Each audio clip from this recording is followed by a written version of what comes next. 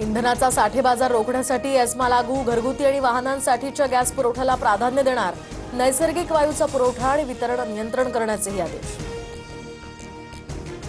महाराष्ट्रासह बंगळुरू आणि चेन्नईमध्ये व्यावसायिक सिलेंडरचा तुटवडा, एलपीजीच्या कमतरतेमुळे 1-2 दिवसात हॉटेल्स बंद पडण्याची शक्यता, हजारो कामगारांच्या रोजगारावर आणि खाद्य संस्कृतीवर मोठी टांगती तलवार.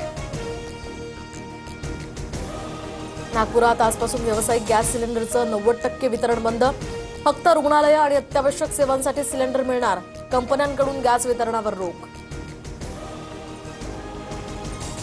राखीव पेट्रोलियम साठा खुला करण्यास भारताचा नकार, क्रूड ऑइलवरून केंद्र सरकारचा मोठा निर्णय, आंतरराष्ट्रीय ऊर्जा एजन्सीचं राखीव साठे खुले करण्याचं आवाहन. इराणशी चर्चेसाठी अमेरिका तयार, फॉक्स न्यूजच्या मुलाखतीमध्ये ट्रम्प यांचं वक्तव्य, तर युद्धाच्या 11व्या दिवशी ट्रम्प यांच्याकडून चर्चेची तयारी. वाटाघाटी सुरू असताना हल्ले करणाऱ्या अमेरिकेशी चर्चेचा कटू अनुभव, अमेरिकेशी चर्चा करणं आता आमच्या अजेंड्यावर नाही, इराणचे परराष्ट्र मंत्री अराक्ची यांनी चर्चेच्या शक्यता फेटाळल्या.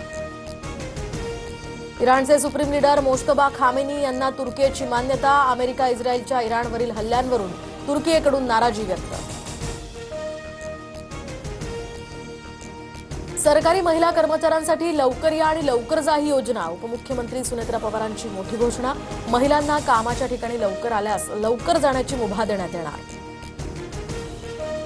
नागपुरातील आरएसएसच्या कार्यालयावर 23 मार्चला काँग्रेस आणि वंचितचा संयुक्त मोर्चा, देशाचं सार्वभौमत्व, स्वायत्तता आणि स्वातंत्र्याशी भाजप आणि आरएसएसची तडजोड, प्रकाश आंबेडकरांचा आरोप.